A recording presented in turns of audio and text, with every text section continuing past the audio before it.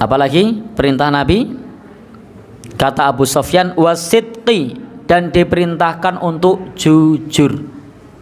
Jadi Nabi Muhammad memerintahkan untuk jujur. Lihat, Abu Sufyan memusuhi Nabi, tapi bisa menceritakan dengan jujur bagaimana ajaran Nabi. Sekarang ini kadang kita sebagai seorang muslim itu tidak bisa bercerita jujur tentang orang-orang yang, bahkan jangankan yang beda agama, yang satu agama beda ormas saja itu susah loh untuk jujur. Padahal ini lihat bahwa Abu Sufyan memusuhi Nabi tapi dia bisa ceritakan jujur. Sehingga saya sering mendengar ada orang yang ada organisasi yang baru atau apa begitu, ketika kemudian kita bertanya itu ceritanya ditambah-tambahi. Wah kayak gini nek ana wong ngarep salat bareng dipel, nek ana, walaupun kita lihat oh ternyata ya ora dipeli, tapi kok ceritanya ditambah-tambah. Nek nang dalan ditulungi wong ora gelem misalnya gitu dan seterusnya. Dan ternyata yang seperti itu sebenarnya ya tambah-tambahan saja. Ora ana wong ceritanya nang dalan kok ditulungi ora gelem. Tapi kadang-kadang karena sudah punya modal ora seneng, karena beda apa pemahaman, itu kemudian ceritanya ditambah-tambahi. Baik.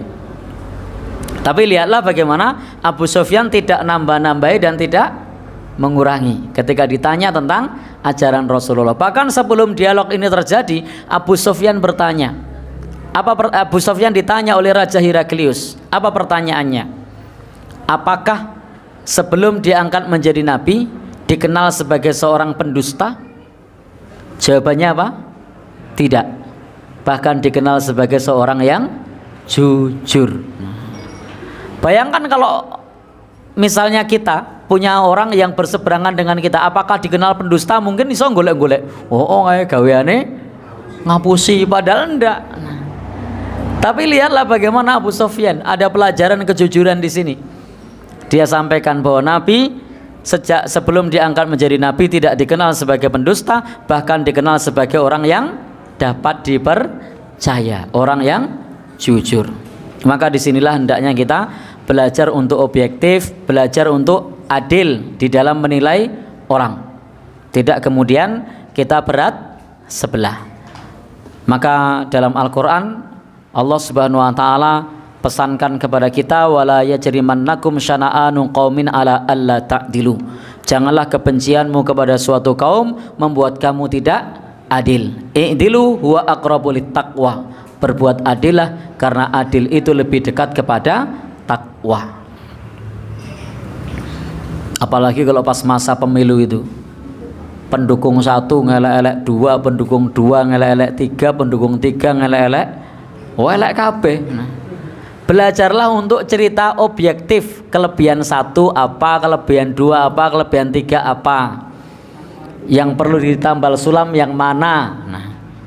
Tapi kan tidak begitu, pokoknya nek lawane elek kabeh. Gini apa mboten?